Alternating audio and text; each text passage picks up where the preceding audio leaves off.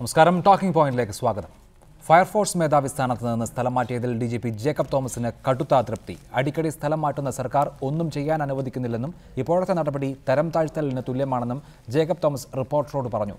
അനധികൃതമായി കെട്ടിപ്പൊക്കിയ ഫ്ളാറ്റുകളുടെ ഓഡിറ്റിംഗ് നടത്തിയ തീരുമാനത്തെ തുടർന്നാണ് ഫ്ളാറ്റ് ലോബി ഇടപെടൽ നടത്തുകയും സ്ഥാനചലനം ഉണ്ടാവുകയും ചെയ്യാൻ കാരണമായത്. അതേസമയം സ്ഥലമാറ്റം സ്വാഭാവിക നടപടി മാത്രമാണെന്നും സർക്കാരിന് അതിന് അധികാരമുണ്ട് എന്നും ആഭ്യന്തരമന്ത്രി രമേശ് ചെന്നിത്തല പ്രതികരിച്ചു. ഈ വിഷയമാണ് ചർച്ച ചെയ്യുന്നത്.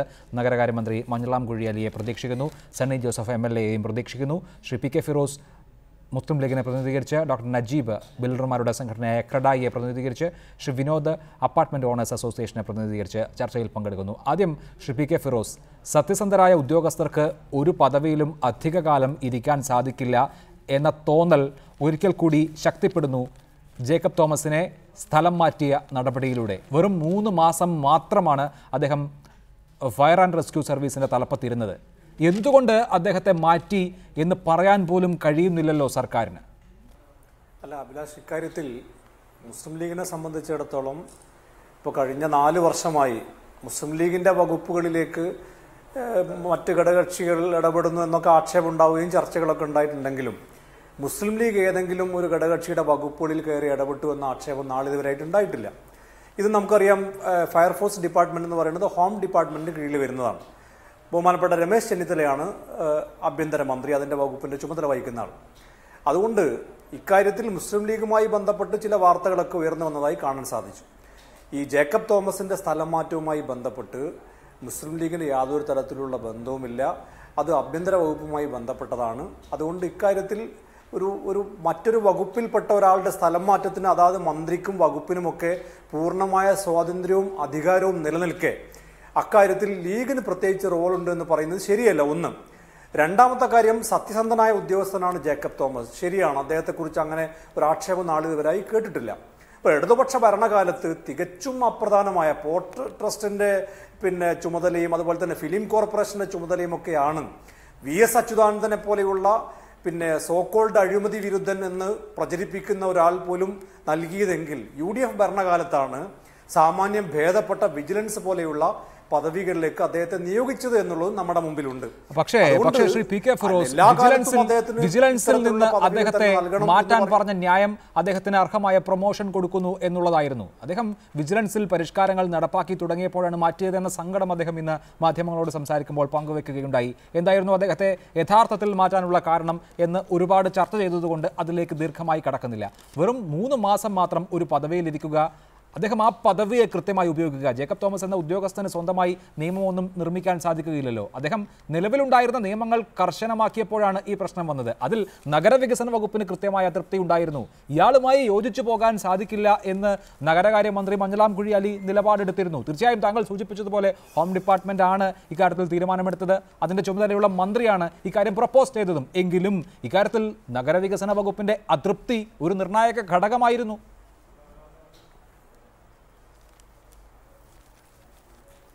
അല്ല, നഗരകാര്യ വകുപ്പിന് ഒരു അതൃപ്തിയില്ല. കാരണം ജേക്കബ് തോമസ് അല്ല, ഇനി ആര് ഫയർഫോഴ്സിന്റെ മേധാവിയായി വന്നാലും ഈ കെട്ടിടത്തിന്റെ നിർമ്മാണവുമായി ബന്ധപ്പെട്ട ചട്ടങ്ങൾ കൃത്യമായി പാലിച്ചുകൊണ്ട് പോകണം എന്നുള്ള നിലപാട് തന്നെയാണ് നഗരകാര്യ മന്ത്രിക്കുള്ളത്.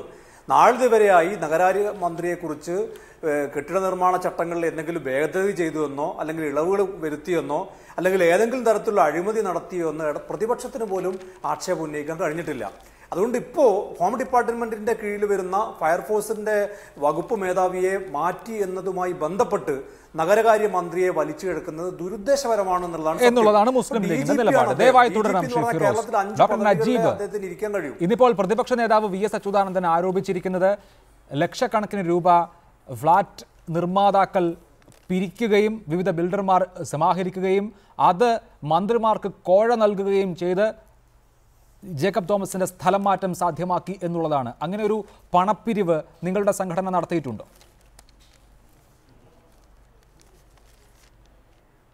ആ ആരോപണം മൊത്തത്തിൽ അതിലൊരു സത്യവുമില്ല. ഇതിൽ നിങ്ങൾ മനസ്സിലാക്കേണ്ട ഒരു കാര്യമുണ്ട്. ഫസ്റ്റ്, ഇത് എന്താ സംഭവിച്ചേക്കണത്? കഴിഞ്ഞ 4 മാസങ്ങളായിട്ട് ഒരു ബിൽഡിംഗ് അല്ലെങ്കിൽ ഒരു പദ്ധതിക്ക് ഇനീഷ്യൽ NOCയോ ഫൈനൽ NOCയോ കൊടുത്തിട്ടില്ല. കൊടുക്കാൻ പറ്റാത്ത ബിൽഡിംഗ് റൂളിൻ്റെ ചട്ടങ്ങളുടെ വിരുദ്ധമായിട്ട് കുറേ നിബന്ധനകൾ അവിടെ നിന്ന് ഇവിടെ നിന്നൊക്കെ എടുത്തിട്ട് ഇതിൽ പ്രായോഗികമാവാത്ത രീതിയിലുള്ള കാര്യങ്ങൾ ഇറക്കി. അതാ പറ്റിയത്.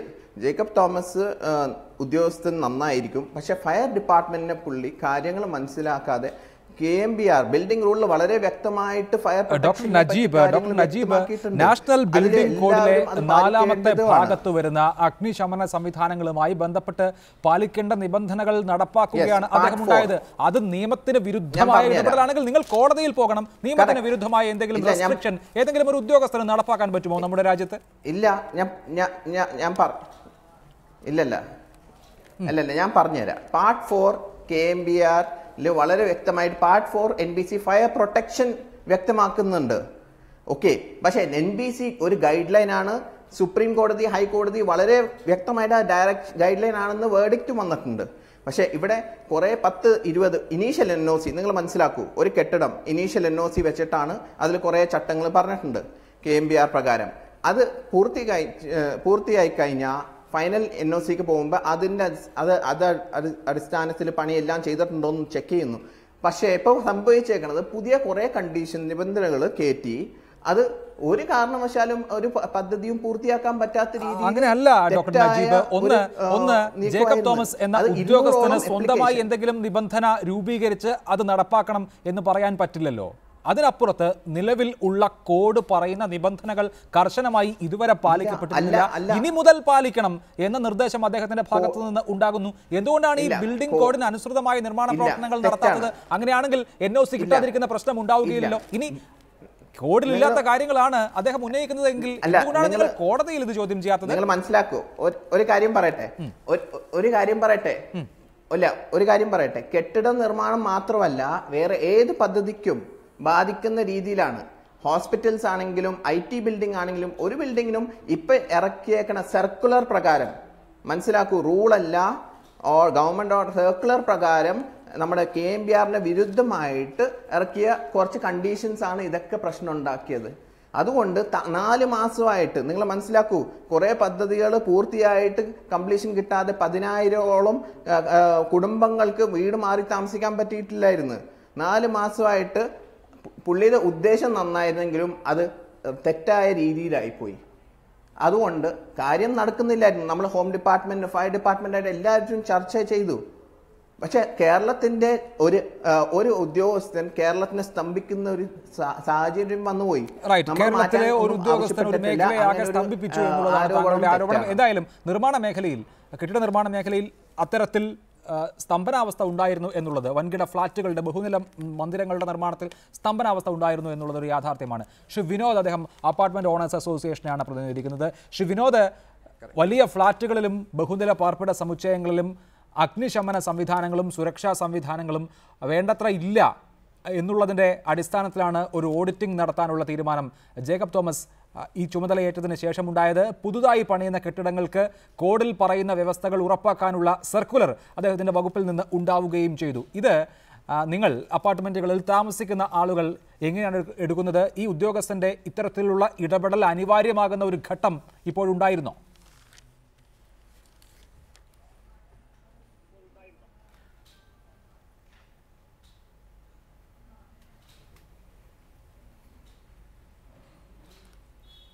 നിലവിൽ ഉള്ള ഒരു നിയമം നടപ്പാക്കുക എന്ന് മാത്രമാണ് ശ്രീ ജേക്കബ് തോമസ് ചെയ്തത്.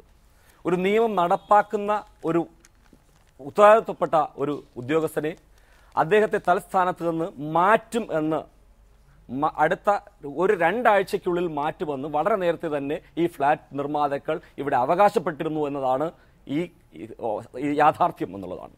ഇവിടെ പുതുതായി ഒരു നിയമം നിർമ്മിക്കാനുള്ള ഒരു അധികാരം ഈ ശ്രീ ജേക്കബ് തോമസിനില്ല. നിലവിലുള്ള ചട്ടങ്ങളുടെ ഉള്ളിൽ നിന്നുകൊണ്ട് ഈ നിയമം നടപ്പാക്കുക മാത്രമാണ് അദ്ദേഹം ചെയ്തത്. അല്ലാതെ പുതുതായി ഒരു നിയമം ഒരു സർക്കുലർ ഇറക്കാനുള്ള ഒരു അധികാരമൊന്നും ജേക്കബ് തോമസ് എന്ന ഉദ്യോഗസ്ഥനാരും നൽകിയിട്ടില്ല. അങ്ങനെ നൽകാനാവില്ല.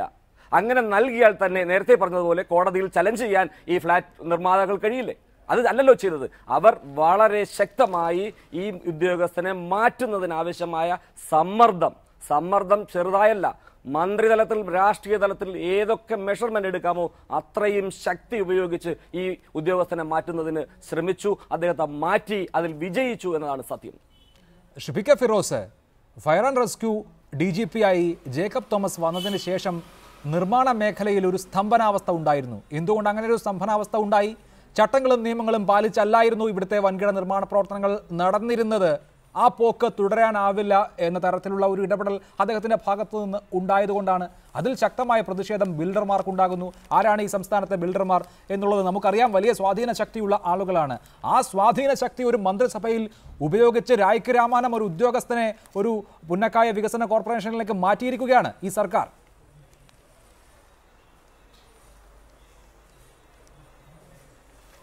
അല്ല അഭിലാഷ്, മിസ്റ്റർ നജീബിൻ്റെ വാക്കുകളോട് ഞാനൊരു തരത്തിലും യോജിക്കുന്നില്ല.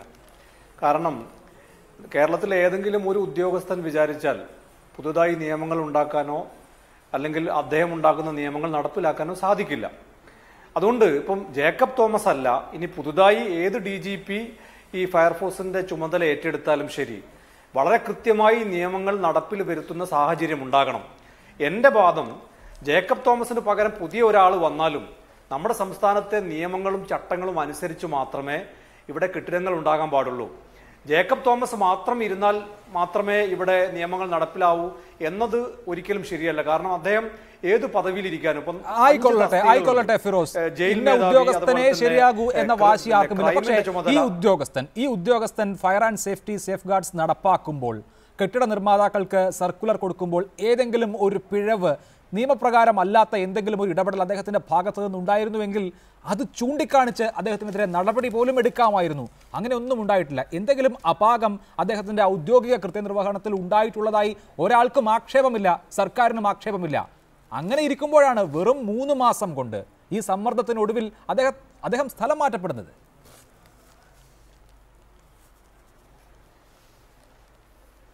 അല്ല, ഇപ്പോൾ അദ്ദേഹം മാത്രമല്ലല്ലോ സ്ഥലം മാറ്റപ്പെടുന്നത്. ഇപ്പം പുതുതായി ഇനി ഒരാൾ ഈ വകുപ്പിന്റെ ചുമതല ഏറ്റെടുക്കുമ്പോൾ ഇപ്പം ടോമിൻ തച്ചങ്കരി കഴിഞ്ഞ ദിവസം പിന്നെ കൺസ്യൂമർ ഫെഡിന്റെ MD സ്ഥാനത്ത് അദ്ദേഹത്തെ മാറ്റി.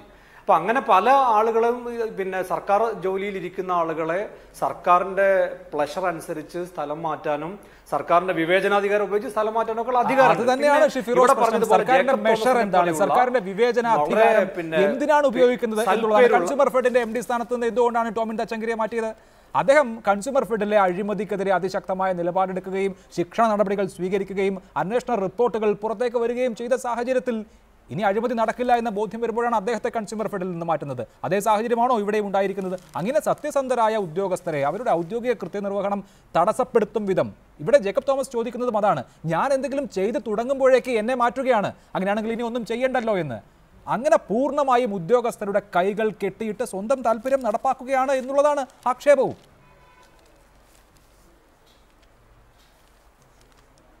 അല്ല, ഒരിക്കലുമില്ല. അപ്പം ഇത് സംബന്ധിച്ച് ആക്ഷേപം ഉണ്ടായത് വ്യക്തത വരുത്തേണ്ടത് ബഹുമാനപ്പെട്ട ആഭ്യന്തരമന്ത്രിയാണ്.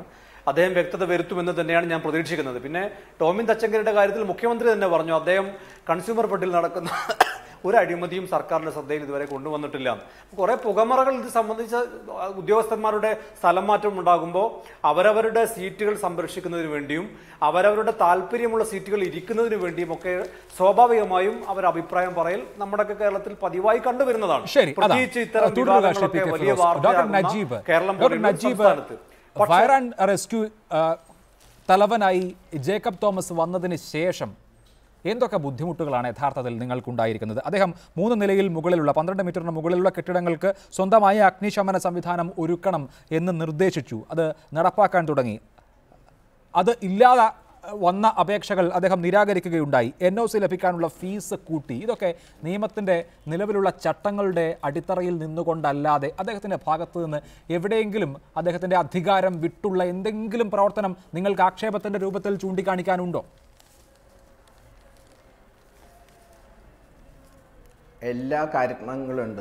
നിങ്ങൾ മനസ്സിലാക്കണം, ബിൽഡേഴ്സോ ക്രഡായോ വേറെ മേഖലയിൽ KMBR ബിൽഡിംഗ് റൂളിൽ വളരെ വ്യക്തമായിട്ട് ഫയർ ആൻഡ് സേഫ്റ്റിക്ക് വേണ്ടിയുള്ള കാര്യങ്ങൾ വിശദീകരിച്ചിട്ടുണ്ട്. അത് പ്രകാരം ഒരു വിട്ടുവീഴ്ച ഇല്ലാതെ എല്ലാവരും അതനുസരിച്ച് ചെയ്തേ പറ്റൂ.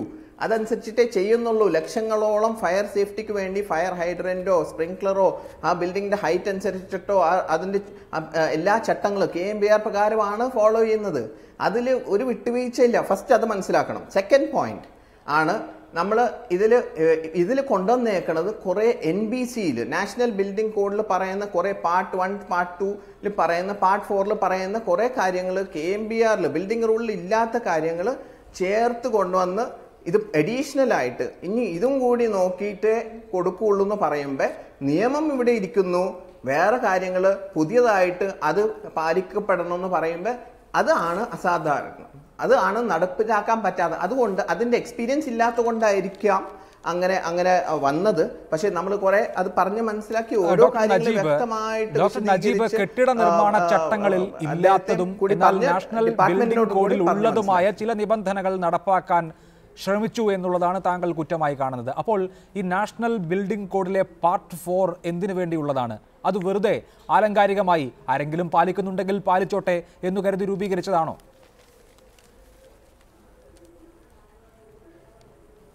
നിങ്ങൾ മനസ്സിലാക്കണം, പാർട്ട് 4 എന്ന് പറയുന്നത് നാഷണൽ ബിൽഡിംഗ് കോഡ് വലിയൊരു പുസ്തകമാണ്. നമ്മൾ മൊത്തം ഇന്ത്യ രാജ്യത്തിന് വേണ്ടിയാണ്. അതിൽ ഓരോ സംസ്ഥാനത്ത് അവരവർക്ക് അവിടുത്തെ നിയമം ഉണ്ടാക്കുന്നവര്, ദാറ്റ് ഈസ് നമ്മുടെ ആരാണ് കേരളം ഭരിക്കുന്ന അവർക്ക് അതിന്റെ മോഡിഫിക്കേഷനോ ഏതൊക്കെ റൂൾസ് വേണം എന്ന് തീരുമാനിക്കാനുള്ള അധികാരമുണ്ട്. അതാണ് സർക്കാർ. ഇനി ഇതിൽ എല്ലാ നിയമങ്ങളും കൊണ്ടുവന്ന കേരളത്തിൽ ഒരു ബിൽഡിങ്ങും പറ്റൂല. ചില നാഷണൽ ബിൽഡിംഗ് കോഡിൽ പറയുന്നത് ചില സ്ഥലത്ത് 35 മീറ്റർ റോഡ് വേണമെന്ന് പറയുന്നുണ്ട്. നമ്മുടെ കേരളത്തിൽ 30 മീറ്റർ നാഷണൽ ഹൈവേ മതി എന്ന് പറയുന്ന ഒരു സാഹചര്യമാണ്. നാഷണൽ ബിൽഡിംഗ് കോഡ് പൂർണ്ണമായും പാലിച്ചാൽ കേരളത്തിൽ ഒരു കെട്ടിടവും നിർമ്മിക്കാൻ സാധിക്കുകയില്ല എന്നുള്ളതാണ് ക്രെഡായിയുടെ നിലപാട്. അത് വ്യക്തമാണ്, മനസ്സിലാക്കും. ദയവായി തുടരുക. ശ്രീ വിനോദ്, പ്രായോഗികമായി ഉണ്ടാകുന്ന പ്രശ്നങ്ങളാണ് ഈ ബിൽഡേഴ്സ് ചൂണ്ടിക്കാണിക്കുന്നത്. കേരളത്തിൽ കെട്ടിട നിർമ്മാണം നടക്കുമ്പോൾ, പുതിയ ഫ്ളാറ്റുകൾ ഉയരുമ്പോൾ, അല്ലെങ്കിൽ നിലവിലെ ഫ്ളാറ്റുകളുടെ അകത്ത് വലിയ തോതിലുള്ള വ്യവസ്ഥകളുടെയും ചട്ടങ്ങളുടെയും ലംഘനം ഉണ്ടോ? അങ്ങനെ ആരോപിക്കാവുന്ന അവസ്ഥ കേരളത്തിലുണ്ടോ?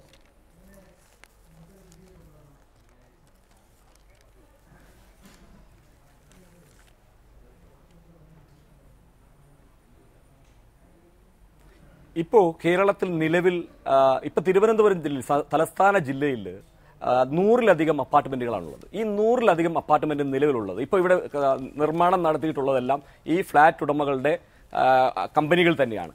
നമുക്ക് ഇപ്പോൾ നമ്മുടെ മീഡിയ എല്ലാം വളരെ ഓപ്പൺ ആണ്, ആളുകൾക്കെല്ലാം വളരെ കൃത്യമായി കാര്യങ്ങൾ മനസ്സിലാക്കാനുള്ള സാധ്യതയുണ്ട്. നമുക്ക് നാളെ മുതൽ ഇതൊന്ന് പരിശോധിക്കാനുള്ള ഒരു സാഹചര്യം നമുക്ക് നോക്കിയാലോ?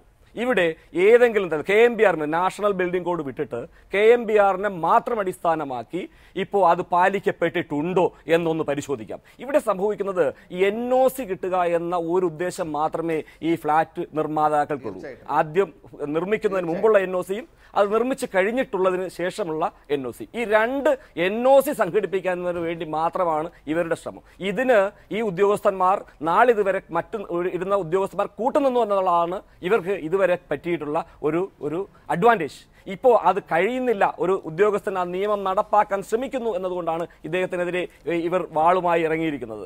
ഇപ്പം നിലവിലുള്ള ഒരു അപ്പാർട്ട്മെന്റുകളിൽ ഒരു 10% ഈ സംവിധാനം ഉണ്ടെങ്കിൽ നമുക്ക് ഈ പറയുന്ന കാര്യങ്ങൾ അംഗീകരിക്കാം. ഇത് ഇല്ല എന്ന് ബോധ്യപ്പെട്ടതുകൊണ്ടാണ് ബഹുമാന്യനായ ശ്രീ ജേക്കബ് തോമസ് ഇത്തരം നടപടികളിലേക്ക് മുതിർന്നത്. അത് നിലവിൽ ഉള്ള ഒരു അപ്പാർട്ട്മെന്റുകളിൽ 1% അപ്പാർട്ട്മെന്റിൽ ഒരുപക്ഷെ ഉണ്ടായേക്കും. ഇവിടെ മനുഷ്യന്റെ ജീവനും സ്വത്തിനും അപകടം സംഭവിക്കുന്ന ഒരു രീതിയിലാണ് ഇവിടുത്തെ നിർമ്മാണ പ്രവർത്തനങ്ങൾ നടത്തിയിരിക്കുന്നത്. ഇവിടെ യാതൊരു കാരണവശാലും ഒരു ഹൈറൈസ് ബിൽഡിംഗിലും. ഡോക്ടർ നജീബ്, എന്തായാലും ജേക്കബ് തോമസ് മാറിയിരിക്കുന്നു. ഇനി NOC കിട്ടാതെ പോയ മുഴുവൻ കെട്ടിടങ്ങൾക്കും അത് കിട്ടും എന്നും നിലച്ചിരിക്കുന്ന നിർമ്മാണ പ്രവർത്തനം പഴയപടിയിൽ പുനരാരംഭിക്കാൻ കഴിയുമെന്നും ആത്മവിശ്വാസം തോന്നുന്നുണ്ടോ ഇപ്പോൾ?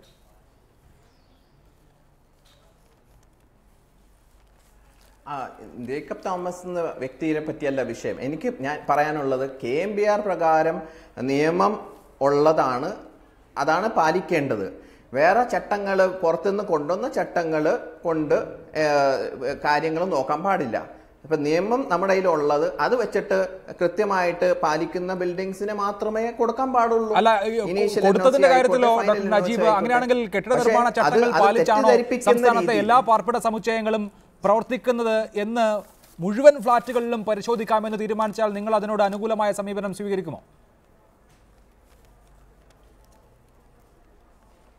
നമ്മൾ പറയണത് നമ്മുടെ മെമ്പേഴ്സിനോടും ക്രെഡായി റിയൽ എസ്റ്റേറ്റ് അസോസിയേഷന്റെ കാര്യമാണ് ഞാൻ പറയണത്. പിന്നെ ഇതല്ലാതെ IT ബിൽഡിംഗ് ഉണ്ട്, ഹോസ്പിറ്റൽസ് ഉണ്ട്, ടൂറിസം മേഖലയുണ്ട്, എല്ലാ മേഖലയുണ്ട്. എല്ലാത്തിലും ഈ ഒരു ബൈബിളാണ്, KMBR എന്ന് പറയുന്ന ഒരു ബൈബിളാണ്. അതിന്റെ അടിസ്ഥാനത്തിലാണ് ഓരോ സമയത്ത് ബിൽഡിംഗ് പെർമിറ്റ് കൊടുക്കുന്നത്. ബിൽഡിംഗ് പെർമിറ്റ് കൊടുത്തു കഴിഞ്ഞ് പൂർത്തി കഴിഞ്ഞിട്ട് അത് ഓക്യുപ്പൻസി സർട്ടിഫിക്കറ്റിലേക്ക് പോകണ മുമ്പാണ് ഫയറിന്റെ പരിശോധനയൊക്കെ കഴിഞ്ഞിട്ടാണ്. ഇതില്ലെങ്കിൽ ഇല്ലാന്ന് മനസ്സിലാവും, വളരെ വ്യക്തമാണ്. ഇത് ഫയർ ഫൈറ്റിംഗിന് വേണ്ടിയുള്ള എല്ലാ കാര്യങ്ങളും എഴുതി വെച്ചിട്ടുണ്ട്, അതനുസരിച്ചിട്ട് ചെയ്തേ പറ്റൂ. ശരി, അതാണ് താങ്കൾ സൂചിപ്പിക്കുന്നത്. എന്തെങ്കിലും വലിയ ദുരന്തങ്ങൾ ഉണ്ടാകുമ്പോഴാണ് ഇവിടെ സുരക്ഷാ സംവിധാനങ്ങൾ, ക്രമീകരണങ്ങൾ വേണ്ടത്ര ഉണ്ടായിരുന്നു എങ്കിൽ എന്ന് അലമുറയിടാറുള്ളത്. ഇവിടെ എന്തായാലും സ്വദേശപരമായിരിക്കുമല്ലോ. ഒരു കെട്ടിടം പണിയുമ്പോൾ അവിടെ അഗ്നിശമന സംവിധാനങ്ങൾ പൂർണ്ണമായ തോതിൽ ഉണ്ടായിരിക്കണം എന്ന് ഒരു ഉദ്യോഗസ്ഥൻ ശാഠ്യം പിടിക്കുന്നത്. ഇനി ആ ഉദ്യോഗസ്ഥൻ ഇല്ല, ഇനി കെട്ടിട നിർമ്മാണ മേഖലയിലൊക്കെ തോന്നുംപടി എന്നാണോ കേരളത്തിലെ ജനങ്ങൾ പ്രതീക്ഷിക്കേണ്ടത്?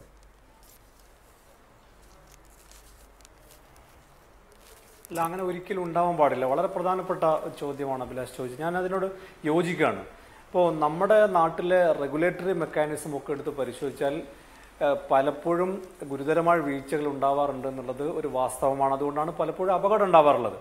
അപ്പോൾ യഥാർത്ഥത്തിൽ നമ്മൾ ഉറപ്പുവരുത്തേണ്ടത്, ഇപ്പൊ ജേക്കബ് തോമസ് അല്ല, ഏത് ഉദ്യോഗസ്ഥൻ ഏത് പദവിയിലിരുന്നാലും ഈ സുരക്ഷാ മാനദണ്ഡങ്ങൾ പാലിച്ചും അതുപോലെ തന്നെ കൃത്യമായ നടപടിക്രമങ്ങളും ചട്ടങ്ങളും പാലിച്ചുമാണ് നമ്മുടെ സംസ്ഥാനത്ത് പുതിയ കെട്ടിടങ്ങൾ ഉയരുന്നത് എന്നത് ഉറപ്പുവരുത്താൻ ആവശ്യമായ നടപടികളാണ് ഭരണതലത്തിലും അതുപോലെ തന്നെ ഉദ്യോഗസ്ഥ തലത്തിലും അതുപോലെ തന്നെ പൊതുജനങ്ങളുടെ ഭാഗത്തുനിന്ന് ഉണ്ടാവേണ്ടത്.